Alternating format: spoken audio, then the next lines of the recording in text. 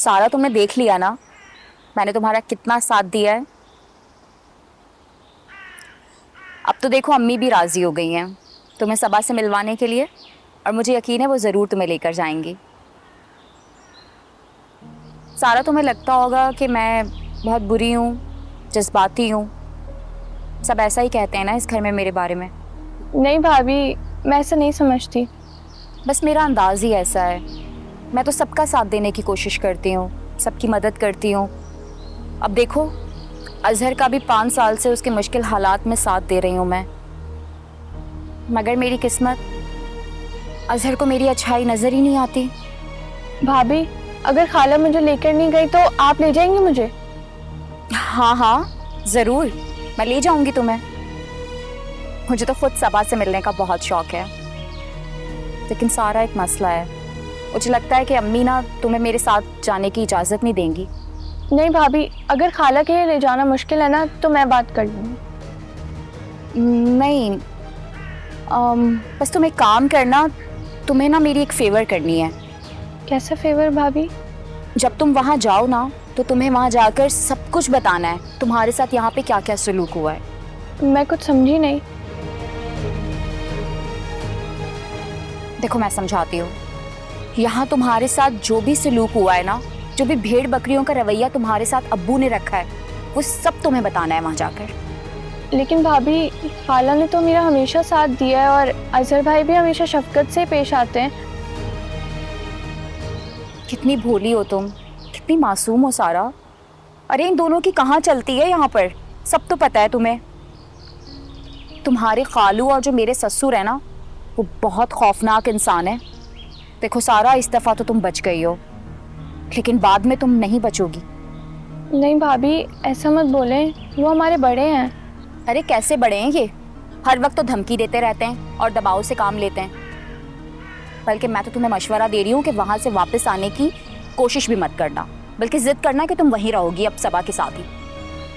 और सारा, मैं तुम्हें अंदर की बात बताऊँ, ये जो अम्मी और अजहर है ना, ये इनकी अच्छाई सब नाटक है, सब दिखावा है। मेरी बात पे यकीन करो, कुछ नहीं है इन्हें तुमसे, कोई लगाव नहीं है।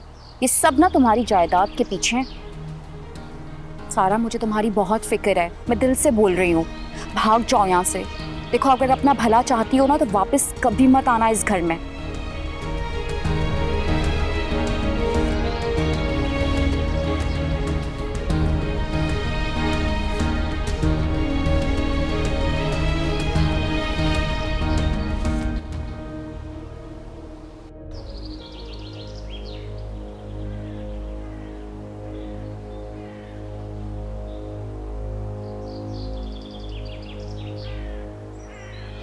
हाय हाय, क्या हुआ क्या हुआ? खैर तो है? ये जान है जो इतनी जान मार रहे हो, क्यों इतना भाग रहे हो जो सांसें फूल जाए? हाय हाय, इस उम्र में मैं तुम्हारे लिए रोती पीटती फिरूंगी क्या? अरे जल्दी निकलो यहाँ से, पुलिस का छापा पड़ गया है। क्या कहा? इसका छापा? हादिया की चाची ने रिपोर्ट करवा दी क्या? पता नहीं कैसे छापा पड़ गया। यहाँ और भी लोग हैं, यहाँ लगता है किसी ने बच्चा हुआ किया है। ऐसा ना हो हम भी रगड़े में आ जाएं। अल्लाह ना करे, अल्लाह ना करे। मैं तो तुझे पहले ही कहती थी कि निकल चलो निकल चलो, लेकिन तूने नहीं मानी। अल्लाह अल्लाह ना करे, अल्लाह ना करे, अगर हम इस केस में फंस गए ना तो पूरी जिंदगी बाहर नहीं निकल सकेंगे। तेरी ही जिद की वजह से मैं बच्ची को लेकर आ गई। पता है पूरी रात में नहीं सोई हूँ, सारी रात वो आपना मुझे फोन करती रही है। मैं क्या करूँ, मैं कहाँ जाऊँ, क्या करूँ मैं? वो हादिया कहाँ है? वो तो बाहर खेल रही है। तुम्हारा दिमाग खराब हो गया है, जल लेकर आओ उसे, उसको छुपाना था। बच्ची हमने अगवा की है, गोद नहीं ली। हाँ बुलाती हूँ उसे। बुलाओ और सामान समेत कराची चलते हैं। अगर यहाँ रहे ना तो दोनों जेल जाएंगे और चक्की पीसेंगे सारी जिंदगी। अरे तू सब्र तो करना, इतना सांस क्यों फुला रहा है? इतना तुझे कहती थी पहले उधर चल, लेकिन तूने मेरी एक नहीं मानी। अब मैं कैसे इतनी जल्दी सामान समेटूंगी? जल्दी कर, मैं बाहर जाके देखता हूँ, और तू हादिया को बुला ले। तू जा तो सही, जा जा, मैं बुलाती हूँ। हादिया, ओ हादिया, हादिया।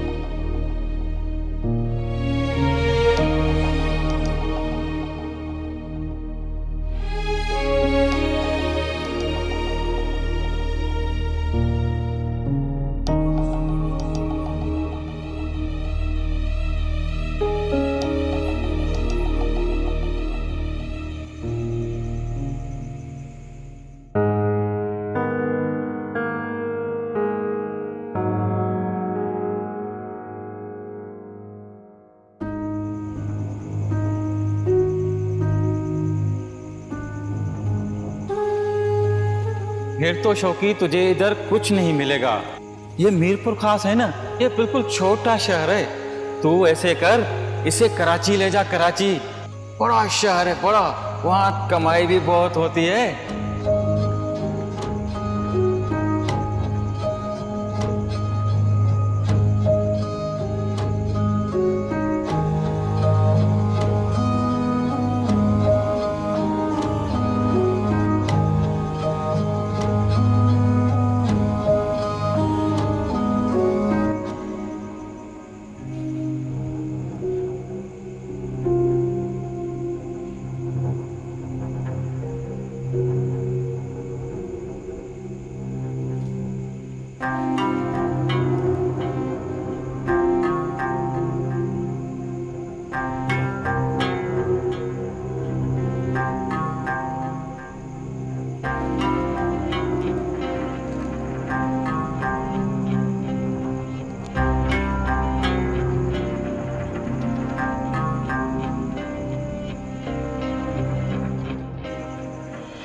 भागती क्यों?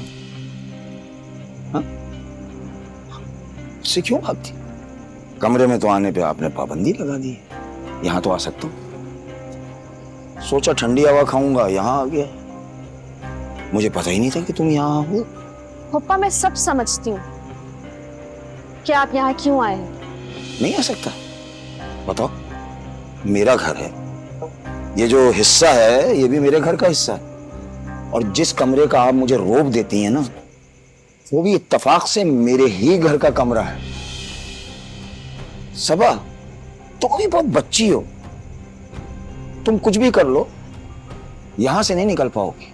तुम जहूर को फोन कर लो, अपना अकाउंट खुलवा लो, अनजान लड़कों के साथ घूमो फिरो, पप्पा कुछ भी करो, बगैर इजाजत के बाहर निकल जाओ, बगैर इजाजत के अंदर आ जाओ, कुछ भी कर लो, तुम यहां से जा नहीं सकोगी। तुम्हें मैं एक बात बताऊं, जब मैं बच्चा था ना, तो मैं कंचे खेलने का बहुत शौकीन था। कंचे समझती हो ना, उसका निशाना मेरा बड़ा पक्का था, सबको हरा देता था मैं। ये मैं निशाना लेकर और मारता था पटाख। यकीन करो, निशाने पर लगती थी और मैं जीत जाता था सारे कंचे। बाज़ दफा तो कोई कंचा जो है वो चटाक से टूट भी जाता था। तोड़ देता हूं मैं ऐसे ही शिकारी हूं। समझ नहीं रही हो तुम? शिकारी जो है ना, जब शिकार करता है तो शिकार को पता भी नहीं होता कि उसके साथ हुआ क्या है। पप्पा जब मैं आपकी एक एक बात पप्पो को बताऊंगी ना, तब देखूंगी कहां जाती है आपकी ये होशियारी, बहादुरी। जब आप इस नीचपन पर उतर आए हैं ना, तो मुझसे भी उम्मीद मत रखिएगा कि मैं आपका कोई राज छुपाऊंगी। हाँ, मेरा ख्याल है बता दो तुम फुप्पी को, तुम्हारी किसी बात का यकीन नहीं करेगी वो। जा जा रही हूं मैं, मुझे भी आपकी बातें नहीं सुननी। हाँ, लेकिन एक बात सुनती जाओ, बहुत अहम है, फिर ना कहना क्यों खबर ना हो। बोलिए। हमने तुम्हारी मंगनी हारिस से तय कर दी। क्या? मुझसे पूछे बगैर? अरे बता तो रहा हूँ कि अगले हफ्ते हम तुम्हारी मंगनी कर रहे हैं। ये मैं नहीं होने दूंगी। तो अपनी फूफी से बात कर लो, ये उन्हीं की ख्वाहिश पर हो रहा है। और वैसे मैं तुम्हें एक बात बता दूं, हारिस जो है ना, बहुत अच्छा लड़का है, बहुत नेक लड़का है, तुम्हें बहुत खुश रखे, मालदार है, घर का बच्चा है, आता जाता रहता है, आता जाता रहेगा, तुम्हें भी लाता रहेगा, और क्या चाहिए।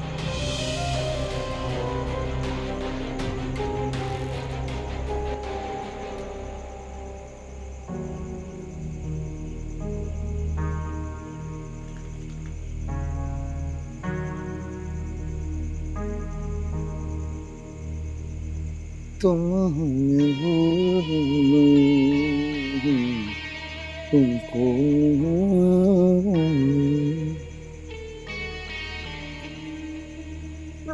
समीना, हाय हाय हाय, क्या गले में हशर खराब हो गया आज तो। अरे समीना, जो अशांदा बन गया हो तो ले आओ भाई।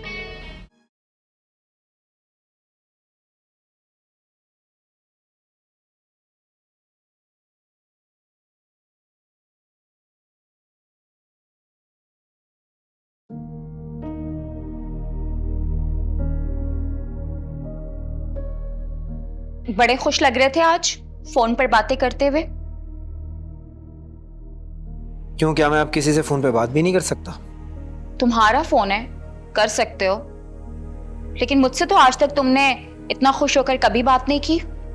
खुश इंसान वही होता है जहां उसको सुकून मिले, खुशी मिले। कौन था वो जिससे तुम फोन पे बातें कर रहे थे? शक ही करती रहना मुझ पे। जब से मेरी तुम्हारी शादी हुई है, सुकून का एक पल भी दिया है तुमने मुझे? सोचा कभी है तुमने? अच्छा, मैंने तुम्हें सुकून का एक पल नहीं दिया, और तुमने क्या दिया है मुझे आज तक? मैं बीवी हूं तुम्हारी अजहर। पूरा दिन और पूरी रात मैं तुम्हारा इंतजार करती रहती हूं, सिर्फ एक उस पल के लिए कि तुम मुझे एक नजर प्यार से देख लो, प्यार से बात कर लो। मगर नहीं अजहर, तुमने मुझे कहां लाकर खड़ा कर दिया है। मुझ में जो भी खराबियां हैं ना, जिसकी तुम आज बात कर रहे हो, उसके जिम्मेदार सिर्फ और सिर्फ तुम हो। तुम्हारी वजह से, तुम्हारी बेरुखी की वजह से है ये सब कुछ। और अब सारा इल्जाम तुम मुझे दे रहे हो। अजहर, मुझे तुम्हारा साथ चाहिए हर वक्त, लेकिन अब मुझे ये बात समझ में आ चुकी है कि मैं तुम्हारी जिंदगी में अब कहीं भी नहीं हूं। अजहर, मेरा रोना धोना और ये शक करना, परवाह करना, ये सब कुछ सिर्फ और सिर्फ तुम्हारी वजह से है, तुम्हारी इन हरकतों की वजह से।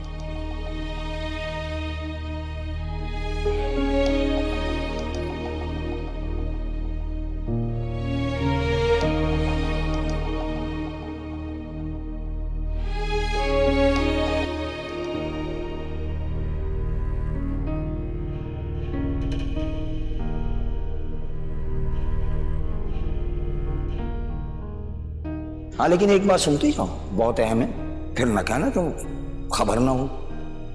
हमने तुम्हारी मंगनी हारिस से तय कर दी।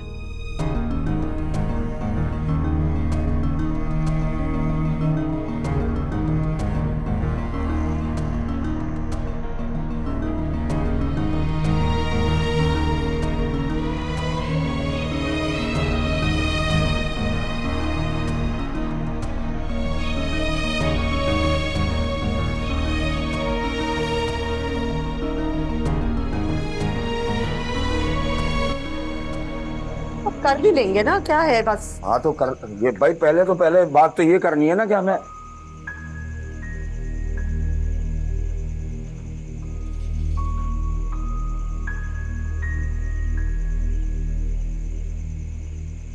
क्या हुआ? फुप्पो, मेरा लैपटॉप गायब है कमरे से। लैपटॉप गायब है? कमरे में सही से देखो, वहीं होगा। फुप्पो नहीं है कमरे में, मैं अंधी नहीं हूँ, और घर में मेरे अलावा सिर्फ आप दोनों हैं। मैंने उठाया, लगा दो इल्जाम। ये क्यों नहीं कहती अपने किए पे पर्दा डाल रही हो? जो तुम सारे दिन आना जाना करती हो ना, बगैर बताए हुए, बगैर इजाजत के इधर उधर घूमती रहती हो। उठा के ले गई होगी, बगल में दबा होगा, भेज दिया होगा अपनी जरूरियात पूरी करने के लिए। है फुप्पो, आप लोग मुझे एक ही बार गला घोट के मार क्यों नहीं देते? आप इस घर में क्यों लाई थी मुझे? मेरी जिंदगी आजाब बना दी है आपने। इस घर में कैदियों की तरह रह रही हूँ मैं। इसके जिम्मेदार आप हैं, फुप्पा हैं। माँ बन के लाई थी ना मुझे इस घर में आपने तो मेरा सब कुछ छीन लिया। इससे तो अच्छा होता कि आप ना ही लाती हमें, वहीं छोड़ देती। और ये इंसान फुप्पा कहलाने के लायक नहीं है। क्यों लाती मुझे इससे? सबा, आप तो चुप ही रहे। सबा,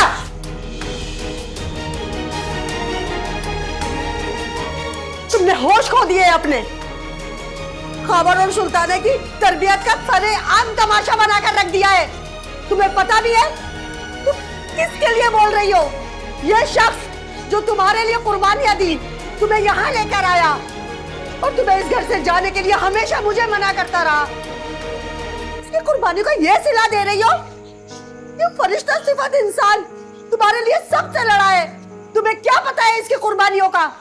मुझे तो शर्म आती है तुम्हारी इनसे नफरत पर। अरे समीना, भाई अगर ये लिहाज नहीं करती मेरा, तो ये इसकी अपनी सोच है। लेकिन मैं यकीन दिलाता हूं कि मैं इससे जितनी मोहब्बत करता हूं, और खावर और उसकी बीवी के मरने के बाद तो ये मोहब्बत और बढ़ी। इससे मोहब्बत मैं करता रहूंगा, हमेशा रहेगी मोहब्बत। ये जो नादान है, यहाँ के कोई बात, मुझे अब किसी चीज का बुरा नहीं लगता, इसकी बातों का तो खैर बिल्कुल भी बुरा नहीं लगता।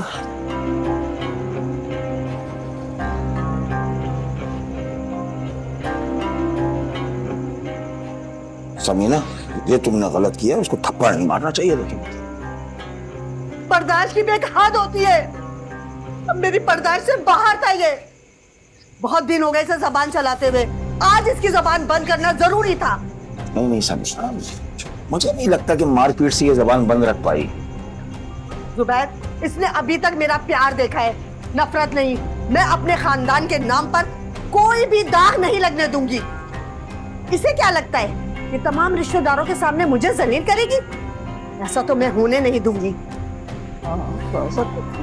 एहतियात से काम, बहुत हो गई एहतियात, देखो मैं क्या करती हूँ इसके साथ।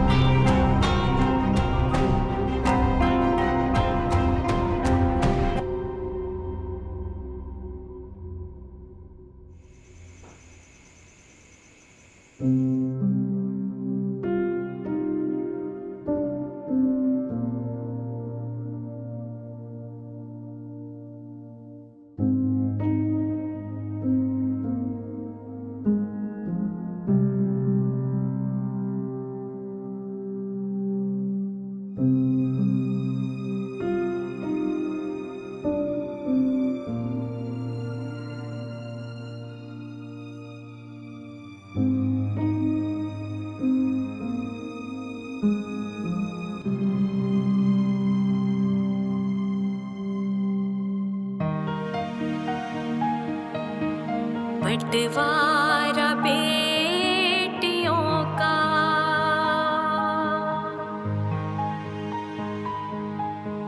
बंटवारा बेटियों। और ये इंसान फुप्पा कराने के लायक नहीं है। घिन आती है मुझे इससे। सबा, आप तो चुप ही रहे। सबा, सी गई जिंदगियों, मिलाना कोई सहारा, ठहर सी गई जिंदगियों, मिलाना कोई सहारा।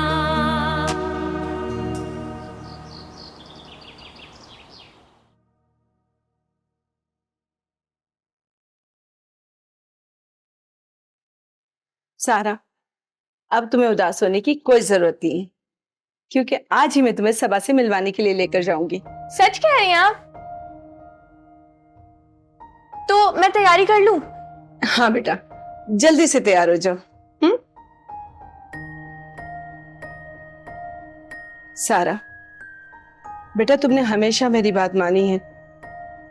देखो बेटा, अगर सबा तुमसे कोई बात पूछे ना, तुम यहाँ की कोई बात उसे मत बताना। और अगर जुबैर और समीना तुमसे कुछ पूछे ना, तो उन्हें कुछ भी मत बताना।